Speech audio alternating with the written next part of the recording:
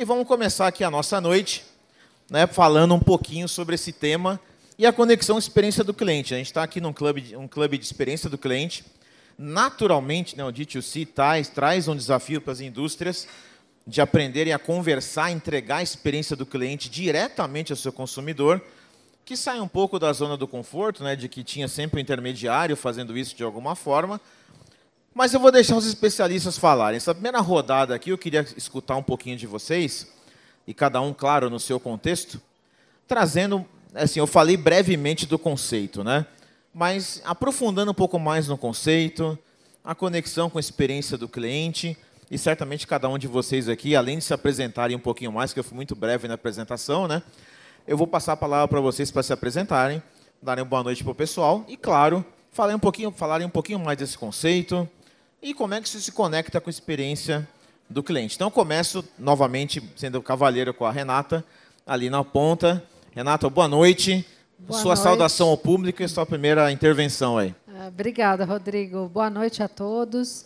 Bom, sou a Renata Marques. Eu iniciei na Natura há 3 anos e meio, um pouquinho antes da pandemia, algumas semanas antes da pandemia. Então, eu já entrei na Natura.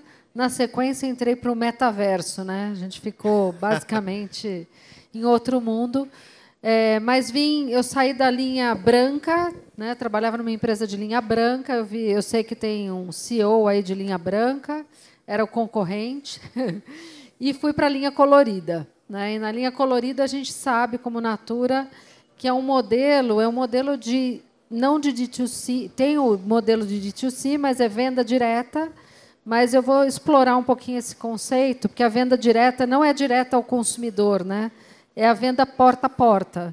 Então, hoje, Natura tem 4,1 milhões de consultoras e representantes, Avon e Natura, na América Latina, que é um mutirão, né? E a gente não pode negligenciar aí esse modelo também porta a porta, mas sempre olhando para o consumidor final. Então, acaba sendo um B2B2C, né? Mas a gente tem aí planos também do D2C, né? E a gente, durante o painel, fala um pouco mais sobre isso. Mas é um tema apaixonante, né? E se a gente não pensar no consumidor no centro, não tem o porquê, né, desenvolver conveniência, porque tudo que a gente faz tem que ser pensando na conveniência e no impacto que a gente gera na ponta. Muito bem, você vai poder certamente explorar muitos aspectos de tecnologia, desafios nisso. A gente vai falar daqui a pouquinho, um pouquinho mais. Mas já passa a bola para o Léo. Léo, boa noite, um prazer ter você aqui com a gente. Por favor, se apresenta e sua saudação inicial aqui. Boa noite, Rodrigo. Boa noite aos colegas aqui. Obrigado pelo convite, né, por estar aqui falando um pouquinho do Grupo Multi, do Léo e dessa experiência de D2C. Grupo Multi, uma empresa aí com mais de 35 anos de existência, 100% nacional. A gente hoje é fabricante de mais de 5.000 produtos em pelo menos 26 marcas distintas e marcas consagradas no mercado, como Toshiba, Sony, Duronics da DJI, Fisher-Price, entre outras. Eu estou à frente desse movimento de D2C dentro da companhia, né, uma indústria, e realmente eu acho que vai ter aí uma forma bacana de trazer um pouco dessa experiência de uma indústria que viveu praticamente toda a sua vida no B2B, né? E ela resolve abrir um canal de D2C, e como que foi essa transformação dentro da companhia, né? A gente fala muito de cultura, fala muito de pessoas, de construir políticas para normatizar essa relação dentro da companhia, para que isso não impacte o consumidor na ponta, junto com os nossos mais de 80.000 revendedores, vamos dizer assim, né? Muito bem, que a gente já vê aqui que tem aspectos de tecnologia, tem aspectos de pessoas, transformação cultural. São alguns spoilers do que a gente vai aqui tratar no debate. Mas passo aqui para o Ivan se apresentar, dar sua saudação aqui ao público e seu recado inicial. Ivan, boa noite, obrigado por estar aqui. Boa noite, satisfação e um prazer estar aqui no meio de amigos, tanto quem está aí na plateia como aqui ao lado de mim. E, enfim, eu tenho uma trajetória aí de construção e operação de D2C na Fiat Chrysler, na Whirlpool Corporation, que a Renata também, enfim, já foi uma colega, E também no Itaú Unibanco a gente fez algumas estruturações de autoatendimento e financiamento, bem interessante. Então tem bastante coisa para compartilhar com vocês. Eu acho que eu gostaria de abrir aqui minha fala. O mais importante quando a gente fala de 2C é a brand, né? É o poder da brand. Então, quando você tem uma indústria que investe continuamente na construção de uma marca, de algo que é muito sólido para o cliente, naturalmente ele tem interesse quando tem a oportunidade de se relacionar diretamente com essa marca.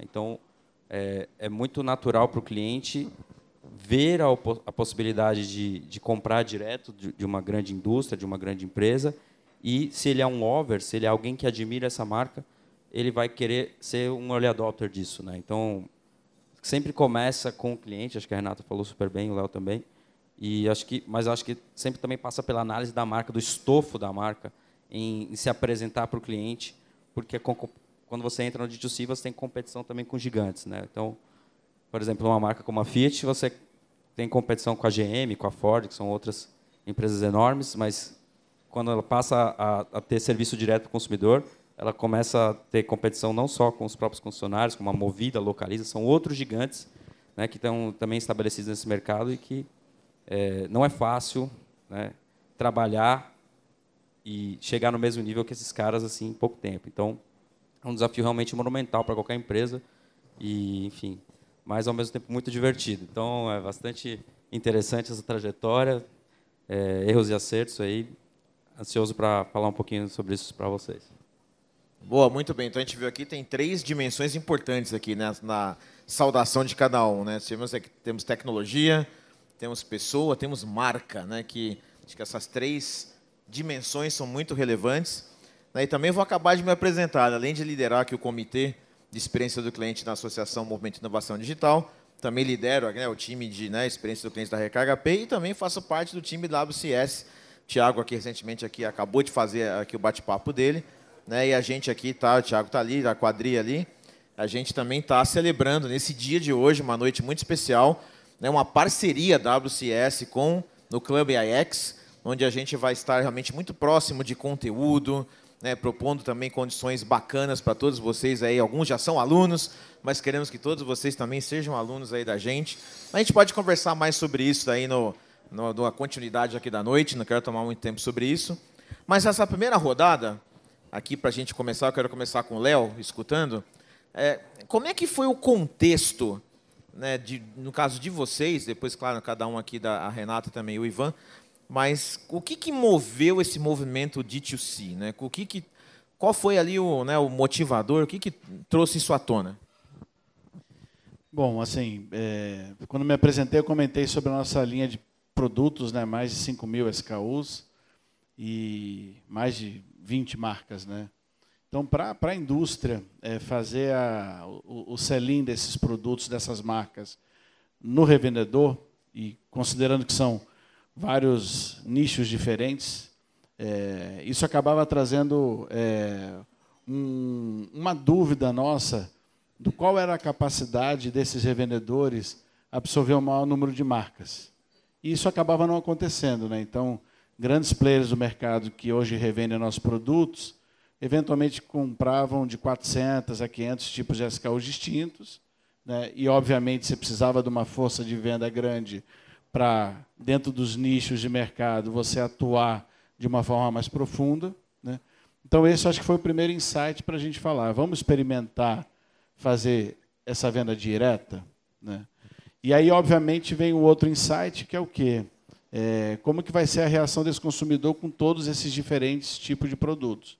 Hoje a Multi ela tem mais de 20 unidades de negócio, então são diretorias olhando para cada ramo que a gente atende e ter esse feedback do consumidor, não só sobre a experiência de compra, mas o próprio uso do produto, como a gente trazer uma engenharia que faça a melhoria contínua desse produto, ela passava a ser interessante para a gente também, né? Não só na experiência do consumidor no pós-venda da Multi, que é a indústria, mas aí a gente já tinha uma experiência voltada de uma forma muito direta, necessidades relacionadas ao produto comprado, mas também a oportunidade de conhecer um pouco mais esse consumidor e como atingi-lo de uma forma saudável, pouco do que o Ivan falou aqui, de começar a construir uma marca mais forte nessa relação do consumidor com a indústria. Então, acho que foi esses 2 pontos aí que foram assim os primeiros pontos que alavancaram essa jornada, vamos dizer assim. Sim, tem um aspecto da complexidade, né, porque tem uma diversidade grande de produtos, de linhas, né, que não necessariamente o intermediário ali vai conseguir trabalhar isso bem, né, e também esse ponto de como, né, construir a percepção, no teu caso, para mim ficou muito claro isso também na sua segunda parte do seu comentário, né, do consumidor final entender ou perceber qual é a marca que está por trás de tudo isso, né? Porque, naturalmente, no modelo tradicional, a gente tem um contato direto ali com o vendedor ou com uma loja, aquilo te marca mais, né? E, às vezes, até você esquece, de fato, do brand mais pesado que está ali, né? Então, é interessante esse movimento de tem complexidade, eu quero me envolver para simplificar tudo isso e também deixar a minha marca mais sólida aí, né?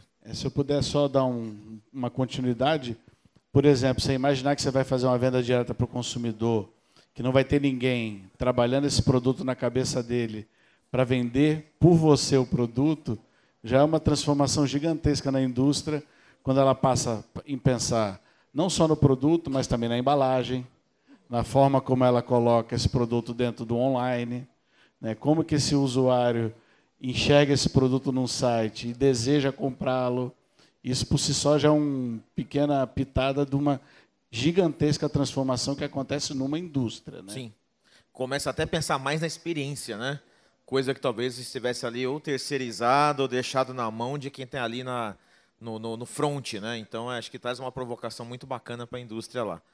Vou passar para outro ponto, depois eu volto com o Ivan aqui. Renata, conta um pouquinho aí de como que foi o contexto, como está sendo na Natura, que tem um modelo extremamente consolidado, né, de consultoras, né, mas como é que está sendo isso lá? O que você enxerga de motivadores para olhar essa relação da Natura diretamente com o consumidor final?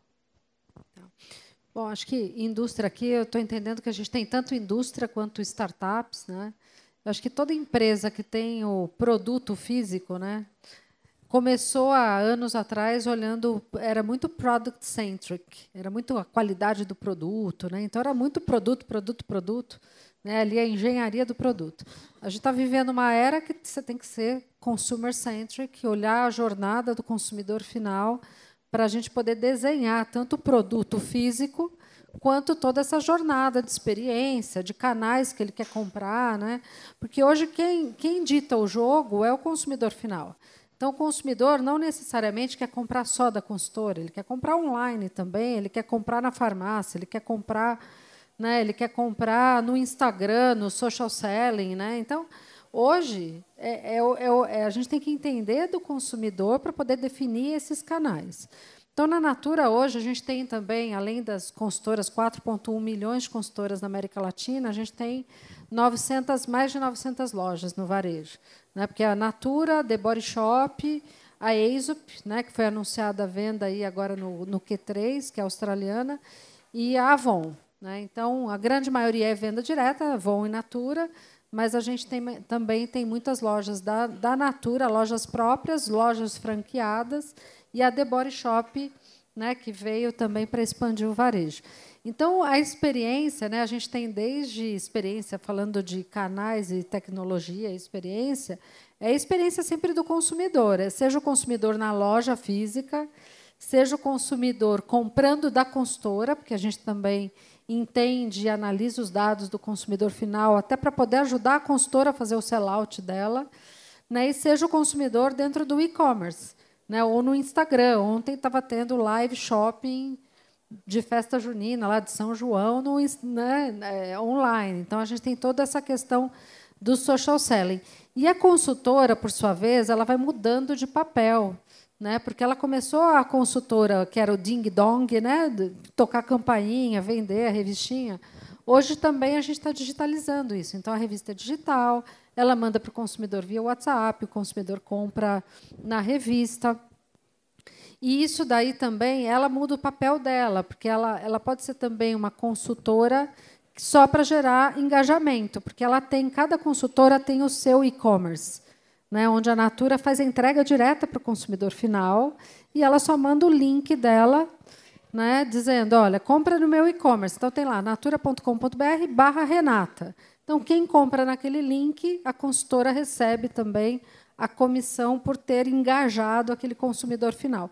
Então, hoje, acho que está tudo junto e misturado, né? Não tem mais essa de um canal só e tal. A gente tem que olhar onde é mais conveniente, onde o consumidor final está escolhendo comprar e por que ele está escolhendo aquele canal. E oferecer essa multicanalidade, essa omnicanalidade para ele. Sim. Acho que você trouxe 2 pontos muito legais, né, Renata? Um é que, assim, contrapondo um pouco do que o Léo colocou, né, do desejo da própria indústria estar mais perto, construir relação, você trouxe a visão de, puxa, eu, cliente, eu quero ter uma relação com a Natura. Eu quero ter uma relação com a marca. Legal ter a consultora, pô, confio na consultora, mas eu quero ter essa relação. Eu procuro isso, né?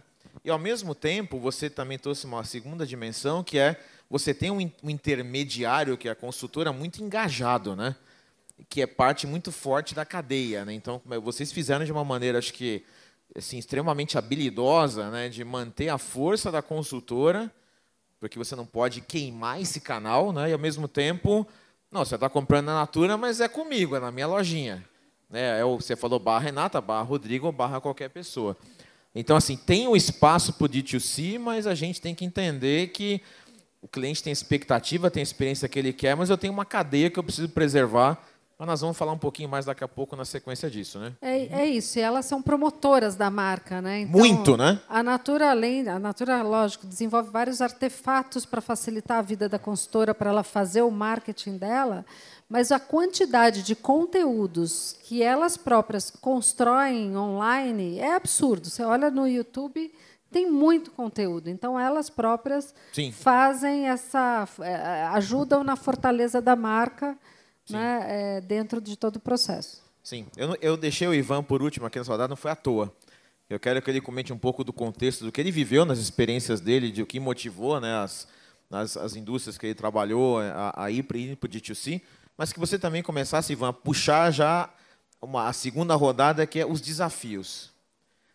As barreiras, porque assim, tudo muito lindo, né, pessoal? O conceito faz sentido, pô, bacana, a marca quer falar com o cliente quer também conversar com a marca, mas tem uma série de obstáculos aí, mudanças importantes que a gente não pode ignorar, né? Quer falar uma coisa, Léo?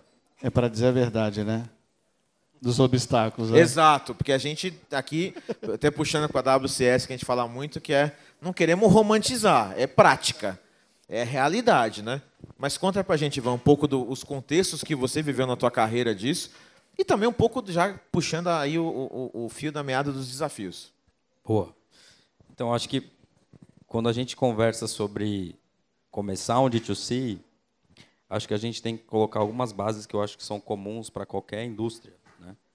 Que é realmente a experiência do cliente e, no caso do D2C, a experiência de compra mesmo, né, do cliente. Então, em todo lugar onde você tem uma experiência ruim, você tem espaço para disrupção, certo? Que pode vir de um terceiro, como também pode vir de você mesmo, né? De você reavaliar as práticas, reavaliar a forma de fazer negócio, né? Então, quando a gente estava na Fiat, a pesquisa que a gente fez demonstrava que o cliente preferia ir ao dentista do que ir à concessionária. Né? Aí você já tira quanto estava mal. Olha que o dentista é uma experiência bem bacana, né? Exato. Né? Enfim, fazer canal ali, né? É mais legal fazer um canal do que ir na concessionária. Então, assim, quando a gente viu isso, a gente viu, bom, a gente tem que realmente trabalhar muito aqui para mudar toda essa estrutura. E isso passava não apenas por oferecer ao concessionário ferramentas para que ele fizesse um trabalho melhor, digitalmente, né? Então, capturar o lead digital ali e oferecer a ele um treinamento ou até a própria operação de leads que a gente montou na época da montadora para fazer o atendimento e vender esse carro, por exemplo, no WhatsApp. Foi uma coisa que a gente fez pioneiramente lá na Fiat, né? Mas não só isso, né? Então, falando um pouco das dificuldades, não dá para uma montadora, por exemplo, legalmente vender o carro direto para o consumidor, a não ser para as categorias que são permitidas por lei, né? Isso tem uma lei federal de 1900 e bolinha aí, que chama Lei Ferrari, né? Que não permite que a montadora faça isso, né? É uma lei, enfim, foi copiada dos Estados Unidos e é a regra do mercado. Então, tem diversas outras indústrias que também têm limitações, né? Por exemplo, farmacêutica, que são reguladas, e que o D2C é um pouco mais complexo de se desenvolver. E no caso, por exemplo, da Fiat, a gente chegou a fazer... as dificuldades são projetar os cenários independentemente se o pau vai quebrar ou não. Então, é oferecer para o tomador de decisão, geralmente o presidente, quais são os cenários de alto risco e alto retorno, porém alto risco, que era, no caso, assim, a gente comprar uma briga com, ir contra a lei ou questionar a lei, como tem algumas entrantes que estão fazendo, a Tesla faz nos Estados Unidos, a Volt faz aqui, que vão contra a lei de veículos automotores, que vou vender diretamente, vou trabalhar na liminar, e é isso, e deixa o pau quebrar com o concessionário, né? E aí o presidente já fala assim, fora, né? Essa aí está fora. E aí a gente optou por desenvolver um modelo de assinatura que não havia legislação que proibia, tá? Que hoje se tornou a Flua, né? Então, se você gosta de um carro Jeep, Fiat, pode ir lá assinar um carro a partir disso, mas que não excluía o concessionário, né? Então, o concessionário era parte disso. Então, a gente foi... por mais que isso não fosse necessariamente competitivo para o produto, porque o concessionário tem um custo caro, todo mundo aqui sabe quanto custa fazer uma manutenção no concessionário, e, por exemplo, no modelo de assinatura, né, fazer a manutenção no concessionário vai sair mais caro no produto, tá? Mas não era uma possibilidade para a empresa excluir o concessionário da jogada, ou fazer, por exemplo, manutenção própria. Isso ia causar problemas muito graves ali, né? Mas eu acho que tudo passa, assim, resumindo aí minha fala, sobre essa preocupação com a experiência mesmo. Se a gente resgatar o D2C original, que todo mundo admira, que inspirou grande parte de todos, é o D2C da Apple, né? Então, a Apple, lá nos anos 90, está no livro do Steve Jobs, da biografia dele, muitas pessoas devem ter lido, quem não leu, lê, está tudo lá, né? Então, a preocupação dele era, eu vou na Best Buy, é legal, Best Buy, é legal, mas o meu produto ele não é bem exposto. O vendedor não sabe dizer qual é a diferença entre o meu Mac, na época, né, e o Windows. Para ele é só uma questão, esse aqui é mais caro e tem menos produto. Assim, a própria proposta do produto em si e o tamanho da Microsoft, né, exigia que aquilo fosse diferente, né?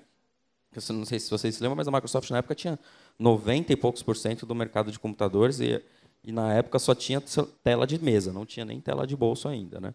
Então, para realmente motivar o cliente a comprar, ele precisava realmente de algo diferente, e isso é abordado no livro, que aí ele pensou assim, desde a pedra, né, do chão ali, que era uma pedra italiana, que ele mandou trazer de não sei aonde, a mesa, e aí, todas as lojas hoje seguem esse mesmo padrão do que foi definido na época do que era a experiência de news bar, etc. Tá?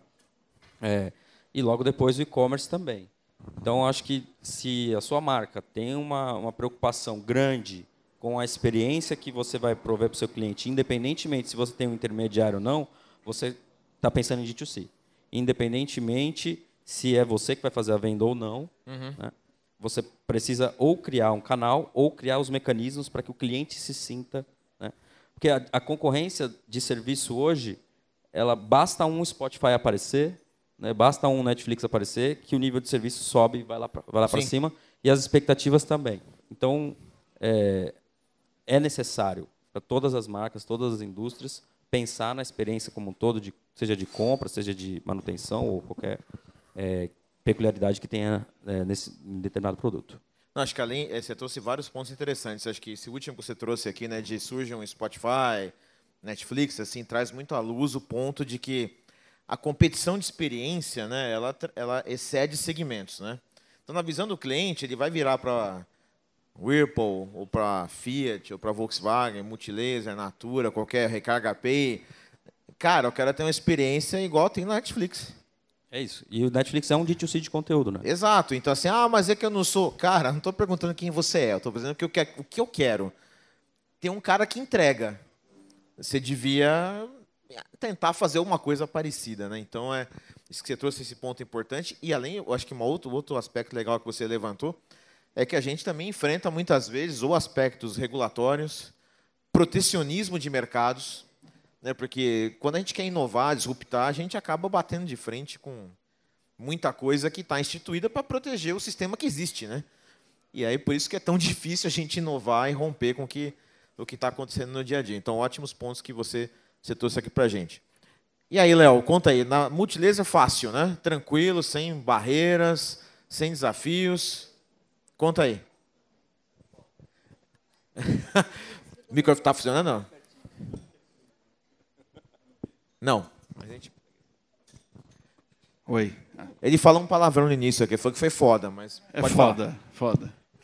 É assim, no caso da Multi, assim, a história dela toda foi construída no B2B, né? Então, você imaginar que ela, em algum momento, falou para toda a empresa, para todos os seus profissionais de venda e para todos os clientes do mercado, eu vou começar também a ofertar o mesmo produto que você compra e revende com a tua margem, eu vou ofertar diretamente para o consumidor, isso daí tem um fator muito disruptivo para a indústria, pelo menos para a nossa indústria, né? Desde olhar uma política comercial de preço, né, até mesmo começar a segmentar portfólio, e o principal, né, como trabalhar esse consumidor para entender esse canal como mais uma opção em detrimento de somente olhar para preço, né? E, obviamente, quando você fala de um modelo como esse direto, eu também estou lidando com grandes marketplaces que compram o meu produto e revendem, né? Posso citar nomes como Mercado Livre, uma Amazon, que entregam em 3 horas. E aí, como é que é para uma indústria que estava acostumada a vender um pallet com 10 mil peças de celular, por exemplo, que é um dos produtos que eu vendo, e eu vou começar a despachar unitariamente, celular a celular, consumidor a consumidor, né? É quase que uma outra empresa, né? É praticamente isso. E não adianta você querer começar mais ou menos. Porque, obviamente, quando você entra no mercado como esse D2C, o faturamento é sedutor. De uma certa forma, se você segue uma política de preço, você acaba tendo uma margem mais saudável para aquela venda, né? Tá bom, mas e a experiência? Como é que eu faço desde o momento da venda até o toque-toque lá na porta do consumidor e o meu operador logístico entregando aquele produto, né? A gente teve que mudar modelo de entrega, tivemos que trabalhar modelo de embalagem de produto, que é diferente eu entregar um pallet com smartphones para um revendedor que vai entregar presencialmente para o consumidor na hora da compra numa loja, e eu ter que preparar o mesmo produto para seguir nos correios, né, ou em outro operador logístico e chegar com a mesma qualidade, com a mesma experiência da caixa do produto e daquele processo todo. E outro ponto importante para a gente é que é o quê? Pensando numa indústria com mais de 26 linhas de negócio, pensa que eu vendo desde mamadeira, né, um produto para bebês, até estações de academia profissional, que é uma das marcas que a gente tem, que é a Wellness. Olha a diferença de produtos, né? Elas não cabem na mesma esteira de processo dentro da indústria. Se eu for olhar o mesmo tamanho de produto, eu tenho hoje drones que eu vendo custam R$26 mil. E o usuário final compra esse produto e ele espera receber perfeitamente na casa dele. Então, mesmo que eu tenha na mesma embalagem ou no mesmo peso de produto uma trilha de operação logística, para um produto de R$100 é uma coisa, para um produto de R$26 mil é outra. Percebe-se que isso requer política, requer processos, e tecnologia é essencial. Sem isso, você não escala a tua operação. E eu acho que esse é um dos grandes desafios, porque você começar uma operação dessa, imaginando que teu CEO está te apoiando, e ele começa a ficar seduzido por esse faturamento incremental que você está trazendo, ele vai querer escalar. E se você não estiver bem estruturado para isso, você tem a chance de aí fazer o inverso, começar a criar detrimento da tua marca, pensando num consumidor extremamente empoderado, está nas redes sociais, e ele vai no Instagram, ele vai no Reclame Aqui, consumidor.gov, e pode simplesmente te detonar. Então, isso para uma indústria que estava acostumada a uma linha de produção, gerar um pallet com 10 mil produtos, entregar isso para o cliente, falar agora você se vira e vende, é totalmente disruptivo, né? Não, imagina assim, uma indústria que não está habituada ou esperando estar numa vitrine como rede social ou como um Reclame Aqui, porque você tem um ambiente B2B, mas ele é desafiador, mas ele é um pouco mais controlado, vamos dizer, né? Sim. Você tem uma profundidade, uma intensidade, mas você não está ali na vitrine como, né, a venda direta ao consumidor traz. Então, imagino aí, mas nós vamos voltar um pouco mais disso também. Se eu puder só dar uma Claro. outra palhinha, hoje o e-commerce da Multilaser está pautado em 20 lojas próprias, então são marcas distintas dentro desse ecossistema, e eu trabalho com mais de 120 marketplaces. Geralmente as pessoas me perguntam, Léo, você está na Amazon? Estou. Está na Americanas? Estou. Não, eu estou em 120. Como assim 120? Não é Amazon, Meli. Não é meia dúzia, né? Não é meia dúzia. A diversidade de produtos que eu tenho, eu comecei a localizar marketplace de nicho. Então, como é que eu vendo um drone de R$26 mil num marketplace como uma Via Varejo, se eu não tiver uma comunicação bem feita? Tem todo um processo lá para isso acontecer. Imagina como é que é a experiência num marketplace específico de drones, que o público já é segmentado, o público já sabe o que quer comprar, né? Então, essa diversidade de marketplaces, de formatos de comunicação e identificação dessas personas, né, desses usuários de produtos, é algo também que Sim. é disruptivo para uma indústria como a nossa, né? Sim, de novo, né? Quase que é um outro business, né? É um outro business. E aí, pegando um ponto que você trouxe de escala, eu mais quero passar aqui para a Renata, escutar também um ponto importante, que é o papel da tecnologia em tudo isso, né? A Renata tem uma posição aí super importante, né, na frente da vertical de tecnologia, uma CIO. Acho que a tecnologia tem duas facetas, né, Renata? Que é tanto de a tecnologia viabilizou conversar direto e também, ao mesmo tempo, ela é uma alavanca de escala, né, para fazer isso de maneira consistente. Então, eu queria te escutar um pouco sobre o papel da tecnologia no D2C aí. É o que o Léo falou, né? A gente não consegue escalar. O que a gente vê muito nas empresas é, vamos fazer um MVP. Falo, cuidado com o MVP, porque o MVP você faz até a página 15, ele é um MVP. Só que depois que der certo... 15, né, até eu escuto página 2 às vezes. Deu certo, você quer... Assim, a expectativa é que escale no dia seguinte e não dá para escalar a versão MVP, senão você gera o caos, né? Então, assim, acho que o desafio dentro da área de tecnologia primeiro, estar muito próximo ao negócio, tá? Entendendo, né, como que a gente resolve problemas, como é que a gente gera oportunidades, muito próximo aí ao negócio, e entendendo também quais são esses artefatos de escala e reusabilidade, né? Eu acabei de sair de um evento falando de APIs, o mundo de API, né, que é o que que viabiliza todas essas interações, interconexões aí com esse ecossistema que a gente vive. E também pensando muito no conceito de business composable, né? Composable business. Como que a gente compõe a tecnologia, tanto comprando quanto desenvolvendo. Porque tem coisa que você vai ter que desenvolver dentro de casa, que é onde você tem a sua vantagem competitiva ali, tem a sua inteligência. E tem coisa que você tem que comprar para acelerar. Então, tem muitos engines e mecanismos que você compra pronto, né? Você não vai desenvolver um Google Maps para poder fazer geolocalização. Você pega uma API, conecta e acelera o seu negócio. Então, e aí o grande desafio da área de tecnologia, acho que aqui tem grandes empresas e menores, primeiro é o legado, né? Que a gente tem, como o negócio tem o seu legado, que é o negócio principal, e que muitas vezes você tem que hackear ali, você tem que hackear aquele modelo convencional para poder ir para o novo, né? Então tem toda uma mudança aí que é dolorida.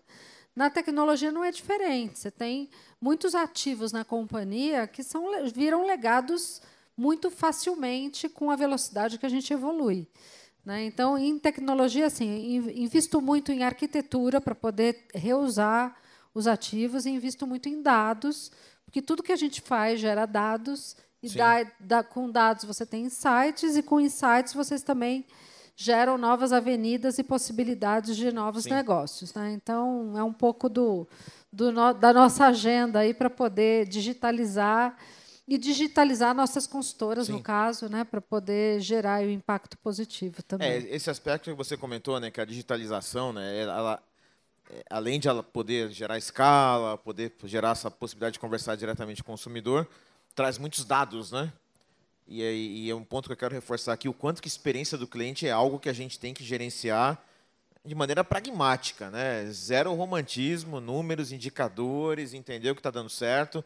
E nesse movimento, né, da marca começar a construir esse relacionamento direto com o cliente, tem que entender o que está acontecendo, né? Se está indo no rumo certo, se não está dando, se está funcionando, se está realmente gerando um movimento que realmente quer, né? Então, acho que é super importante esses pontos que você traz, e é o gancho para puxar aqui para o Ivan, né, que a produção acabou de me falar 3 minutos, mas eu entendi 30.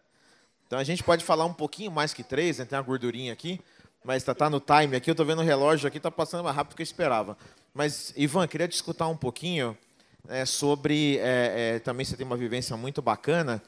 Naturalmente, as marcas... Né, tá legal, né? Vou conversar direto com o consumidor, vou vender direto. E como é que a gente consegue entender se o cliente está percebendo realmente ali o valor da marca, se ele está sentindo que está tendo uma construção de verdade, né? Que é como extrair o valor dessa relação da marca com o cliente? Ótima pergunta. E eu acho que quando a gente fala em extrair o valor, a gente está falando de receita também. O Léo falou sobre isso, é muito importante, eu acho que toda vez que a gente fala de valor, você pode também pensar em receita. Pensar no retorno que isso vai dar para a empresa.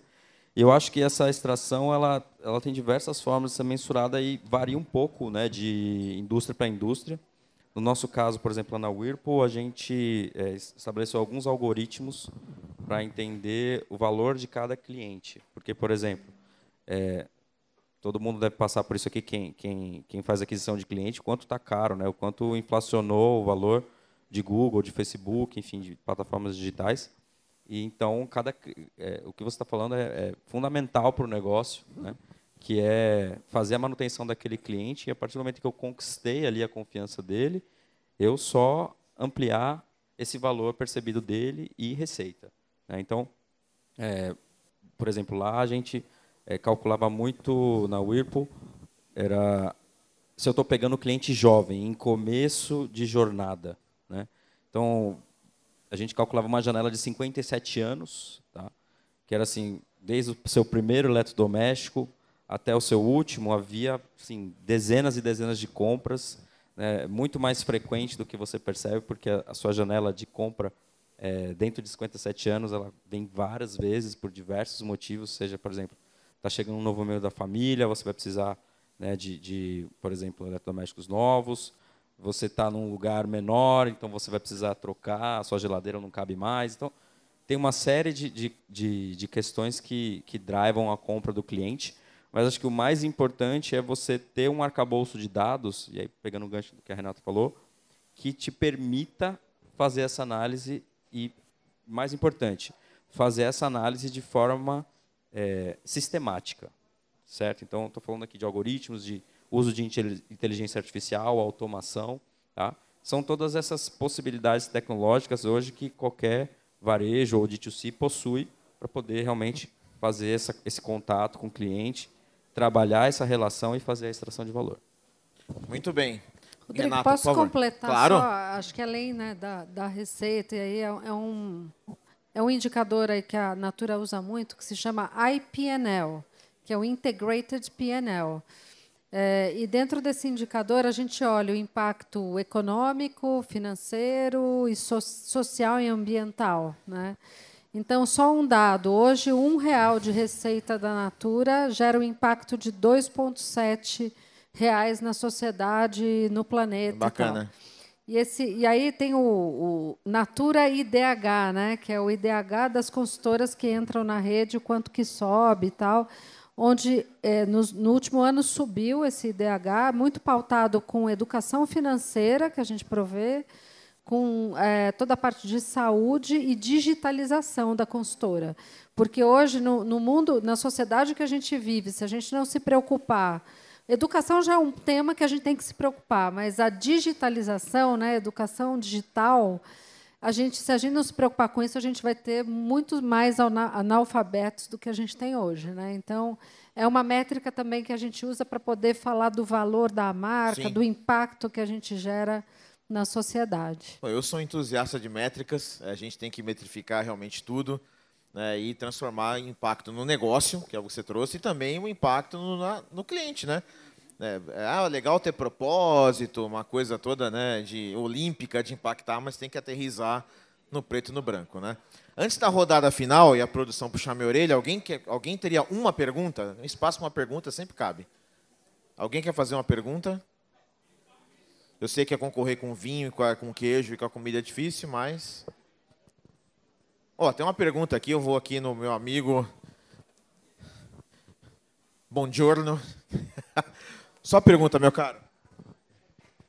Como é que a gente consegue, nesse universo de D2C, né, tornar aí a jornada que seja interessante para o ponto de vista do consumidor, para não ficar entupindo ali de ofertas, de compras forçadas, que acaba até tendo descredenciamento, né? Como é que vocês podem exemplificar casos aí, que pode até a tecnologia jogar a esse favor, para que o D2C seja usado como real relacionamento e não ficar na compra a qualquer custo, porque aí tem um limite, né? Porque pode ser que você não está atingindo o consumidor naquele momento de uma recompra e acaba frustrando, né? Como é que vocês equalizam isso e como a tecnologia, até para a Renata, pode ser usada a favor disso? O Rafa perguntou, assim, em português claro, como é que não enche o saco do cliente, né? É isso, né? Boa. Não, hoje até no papel higiênico, né? Tem push ali, né? É difícil.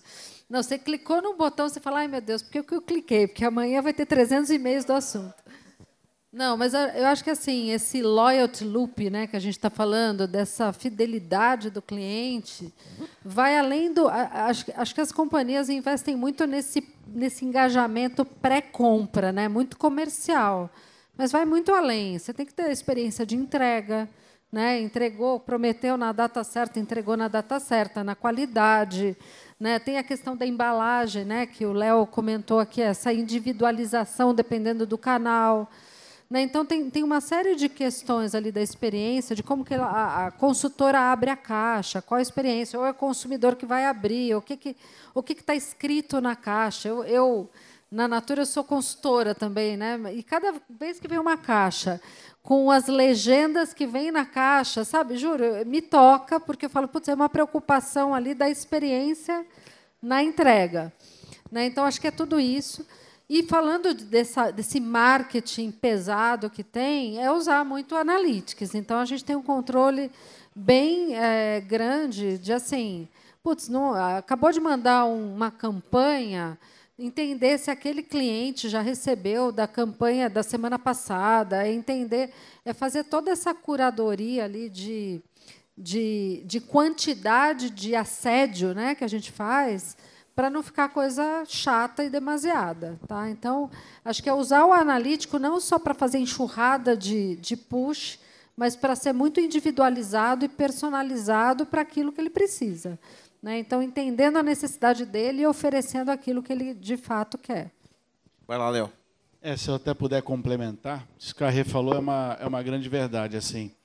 Bom, primeiro, todo mundo que entra nesse mercado, ele olha a primeira linha, que é o faturamento. E, obviamente, você tem caminhos mais rápidos de chegar no faturamento e tem caminhos mais demorados, mas que, ao longo do tempo, eles são muito mais consistentes. Então, quando a gente comenta de como não encher o saco do consumidor, né? As tecnologias hoje que estão muito mais abertas para um caminho mais rápido, falando aí de Google, Face, entre outros, elas promovem esse tipo de interação, apesar de que essas plataformas elas já trabalham para a exclusão de repetições ou tratamento de dados do consumidor para você, por exemplo, a partir do momento que esse consumidor comprou uma TV no teu e-commerce, você não começa a mandar e-mails de TV para ele também. Ele já comprei. Para que você está mandando e-mail de TV? E, inclusive, até preço mais barato, eventualmente, que deixa ele ainda mais irritado. Né? Agora, tem um assunto que o Ivan comentou, que é a parte do quê? Nunca se gerou tantos dados, isso é óbvio dizer, né? A gente está no mundo digital, mas trabalhar esse dado, estruturar a entrada desse dado na tua empresa, como que você organiza isso de uma forma racional e inteligente, para que isso te dê informações sobre esses consumidores, sobre clusterização de grupos de consumidores, numa forma mais granular que seja possível para a tua empresa trabalhar, esse é um caminho demorado, mas é o futuro. Se a gente pensa hoje que a briga por um remarketing no Google cada vez mais está inflacionado, porque está todo mundo fazendo a mesma briga pelo remarketing, que é o te perseguir na internet o tempo inteiro. E o teu ativo que está dentro de casa? Né? E os consumidores que já compraram um produto com você e que podem, de uma forma inteligente, precisar desses produtos ao longo da vida. Né? Esse é um insight importante que caiu no nosso colo lá na Multi. Por quê? A Multi hoje tem produtos desde uma mamãe que vai ter bebê até um senhor de idade. Isso tem uma jornada. Eu não preciso oferecer TV toda hora para esse cara que não vai comprar TV, ele vai ficar emputecido lá com a tua campanha e vai te dar um spam no e-mail.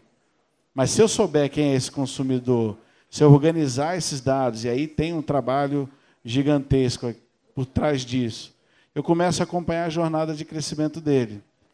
Eu começo a saber quando ele é um bebê, quais são os produtos adequados para isso. Eu vendo puericultura pesada, por exemplo, e aí eu sei que ele já saiu dessa puericultura pesada pela idade desse consumidor dentro da Multi. Eu começo a vender brinquedos, que é uma outra linha de produtos que eu vendo. Ou seja, eu começo a acompanhar a jornada desse consumidor. Então, eu acho... O Ivan é o cara especializado para isso. Até estou falando porque ele prestou uma consultoria para mim. Mas conversar com ele, vocês vão entender assim. O que a gente menos investe hoje em dia, ou poderia investir mais, né, é na individualização do usuário, é no tal do famoso CRM, que vai muito além de um disparo de e-mail em massa. Né? E a hora que a gente entender que isso, no mundo que a gente está, vai diferenciar a gente desse mercado de venda online, todo mundo perseguindo faturamento, isso leva tempo, mas vai te dar uma jornada muito mais saudável e sustentável ao longo do tempo. Né? Com certeza. Aproveitando aqui a produção, vocês viram, acabou de me dar uma chamada aqui presencial. De novo? No horário, né? Assim, faz parte, a gente tem aqui toda uma confraternização. Então, passar para o Ivan complementar aqui em cima do ponto que o Rafa trouxe e já deixar a despedida dele aqui, a mensagem final e até alguma tendência, algum ponto que você acha importante para a galera estar aqui no radar sobre D2C. Depois eu passo para o Léo e para a Renata fecharem também. Boa. Então, só complementando, Rafa, acho que o mais importante é não apenas você ter o olhar dentro da jornada digital, mas existem técnicas que são super tradicionais, tipo uma etnografia, para você conhecer realmente o cliente e buscar o legítimo interesse dele em determinado assunto, certo? E aí o importante de saber o legítimo interesse é que ele é fluido. Você pode ter um legítimo interesse de acordo com o seu momento de vida, o seu momento com aquela jornada do produto, certo? Então, como o Léo falou, eu tenho um legítimo interesse, se eu estou a fim de comprar, se eu tenho a intenção de comprar um determinado produto, eu tenho um legítimo interesse de saber ofertas dele. É relevante para mim, me manda. Né? A partir do momento que eu comprei, já não tenho mais. Eu tenho, talvez, interesse em saber o que fazer com aquele produto. Né? Então, é bem importante você saber conduzir essa jornada com o cliente, buscando esse legítimo interesse dele, e não é fácil. Né? Vai demandar ali realmente uma pesquisa profunda de jornada com o usuário, mas vale muito a pena porque, a partir do momento em que você encontra esse sweet spot, você amplia bastante ali a efetividade da comunicação, tá? E realmente faz a diferença no longo prazo ali no negócio. Tá? Em relação a tendências, eu acho que assim varia bastante. A gente estava falando sobre isso, né, Rodrigão? De indústria para indústria, o que é e o que não é relevante, né? Então, por exemplo, no caso do Léo, que pode ser, que tem vários itens, vários tipos de entrega, o que pode ser relevante para você, uma logística nova, né? Um intermodal de avião com carreta, com last mile, de repente sustentável, com bicicleta, esse tipo de coisa. eu acho que isso é super uma tendência, assim, quando a gente fala de varejo, né? É um uso de logística intermodal e, principalmente, utilizando meios que são isentos de carbono, né?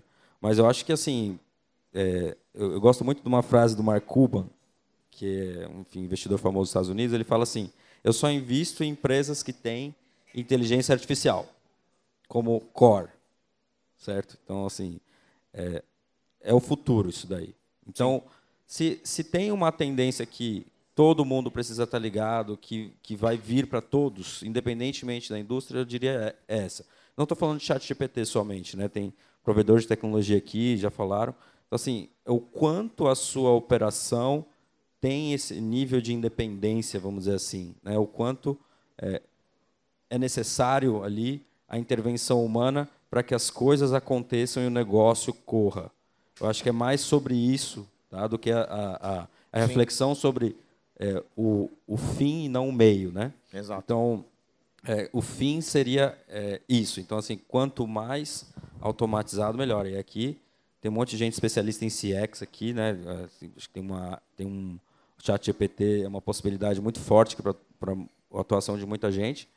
E tem outras soluções, né? Mas recomendo todo mundo ficar muito ligado nisso e buscar realmente isso, buscar se atualizar e fazer curso, porque é o novo celular, vamos dizer assim, é a nova frente de desenvolvimento tecnológico que vai trazer toda uma indústria nova, comportamentos novos, como a gente viu essa disrupção com a tela de bolso. Boa, obrigado, Ivan, pela participação e pelo recado final. Léo, sua mensagem final e algum ponto que você quer reforçar de tendência. Olha, olhando para a tendência, olhando para a indústria, né, que a gente já está vivendo na Multi, aquele projeto em 2015 que começou do D2C, que inicialmente foi disruptivo na indústria, se pensar no B2B, olhando com maus olhos isso, né, ele hoje é uma alavanca da empresa para ajudar a digitalizar o B2B. Então, acho que isso também é uma tendência das indústrias que estão nesse mercado. Obviamente, o processo tem muita coisa para se resolver, tem muita melhoria para se implantar, mas, com toda certeza, o D2C ele acaba trazendo muita tecnologia para a indústria, que isso pode ser aproveitado nessa relação B2B da indústria com seus parceiros. Isso a gente tem feito bastante dentro da Multi. E algo que eu vou dizer que talvez seja tão óbvio quanto, tem um pouco do que o Thiago falou na pergunta que a Fê fez para ele, é que assim, a tecnologia ela não é mais uma cadeira de TI. Eu não preciso codificar para dizer que eu entendo de tecnologia, mas não vai ter como eu digitalizar o meu negócio, digitalizar a minha empresa, se eu só souber do negócio, mas eu não souber conversar sobre tecnologia para fazer com que essas áreas tenham uma linguagem fluida entre elas, pensando no usuário final. A gente ainda vive muitas áreas de negócio que verdadeiramente olham para o consumidor, mas ainda assim tem uma disruptura do que ela pede para a área de tecnologia e o que ela desenvolve pensando no consumidor. Eu acho que é aí que estão os grandes problemas, e não é fácil, não é um desafio simples, mas eu acho que essa aí é uma mensagem importante para todos nós, profissionais. Sim. Se a gente não entender minimamente de tecnologia para ajudar nessa conversação, a gente vai desenhar um mundo perfeito e vai entregar um Frankenstein. Boa, obrigado, Léo, também por estar aqui com a gente, pela mensagem final. Renato, para fechar nosso painel, sua despedida e suas dicas aí de tendências ou pontos aí para a gente ter no radar. Vou pegar o gancho do Léo aqui, porque acho que ele falou um tema, né, que tem muito a ver com ways of working, a forma que a gente trabalha nas empresas, tá? A gente falou muito aqui de tecnologia, de business e tal, mas só tem um jeito da gente fazer mudanças. E aqui eu estou entendendo que também tem muita gente que está falando de D2C, porque a empresa é muito B2B, tem que transformar para D2C. Primeiro, toda transformação dói, então tem barreiras, como foi dito. barreiras, ao invés da gente só focar no problema, é focar nas vacinas, né? Então, o banco digital ele saiu fazendo e depois a gente resolve esse problema, porque depois vai ser regulamentado, né? Então, foquem em como. Na época, né, da linha branca ali, eu lembro, começou com o e-commerce. Nos Estados Unidos, os distribuidores falaram: tira seu e-commerce do ar, senão a gente vai parar de comprar de vocês. E, na época, não podia parar de comprar, senão matava o negócio. Então, aqui no Brasil, foi feito o quê? Um clube de compra para os distribuidores não sentirem que é uma ameaça e tal. Então, eu acho que tem uma série de vacinas que a gente tem que criar para poder virar. Mas, para mim, a grande mudança é quando a gente muda o chip das pessoas que estão na empresa. Com certeza. Né? Então, o Léo falou muito, business tem que entender de tecnologia, tecnologia tem que entender de business. Sim, mas sempre vai ter o business que vai ser mais especialista em business, tecnologia mais em tecnologia. Então, como é que a gente faz essa simbiose para que a gente escale esse conhecimento? Porque não adianta cada um ficar no seu quadrado, senão o conhecimento não escala. Então, só tem uma maneira, da gente trabalhar junto. Né? Então, hoje as empresas trabalham muito na hierarquia, ali, funções, cada departamento no seu quadrado. A gente tem que mudar isso, tem que trabalhar em topologia de times, né? Squads, multifuncionais. Porque se a gente não tiver uma missão única, times multifuncionais, com cada um com a sua especialidade, e entendendo um pouquinho de cada coisa, a gente demora muito mais tempo e é isso, né? Vai ficar aquela coisa do passanel, né? Você encomenda um negócio, vai para o outro, telefone sem fio. Chega no fim da linha, você entrega um negócio que não tem nada a ver e quem paga o pato é o consumidor. Muito bem, gente. Obrigado aqui aos três. Uma salva de palmas para os nossos três participantes.